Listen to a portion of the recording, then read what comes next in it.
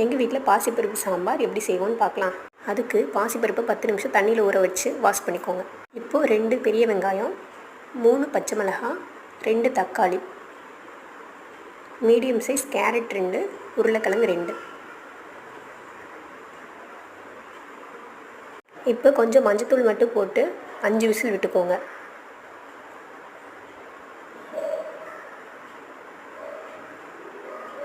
அஞ்சு விசில் வந்ததும் தண்ணி இருத்துட்டு இந்த மாதிரி கடைஞ்சிக்கோங்க.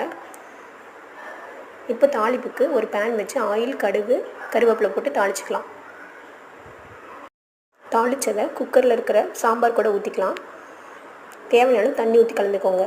இப்போ தேவையான உப்பு போட்டுக்கலாம். ஒரு கொதி வரப்போ நாங்கள் வீட்டிலே ரெடி பண்ண சாம்பார் பொடி இது ஒரு 1.5 ஸ்பூன் போட்டுக்கலாம். ஒரு 5 மினிட்ஸ் நல்லா கொதிக்கட்டும். லாஸ்ட்டாக கொத்தமல்லி தழை தூவி இறக்கிக்கலாம். நாங்கள் இப்படி தான் சிம்பிளாக ஈஸியாக செய்வோம். நீங்களும் இப்படி சிம்பிளாக செய்யணுன்னா நம்ம சேனலை சப்ஸ்கிரைப் பண்ணிக்கோங்க.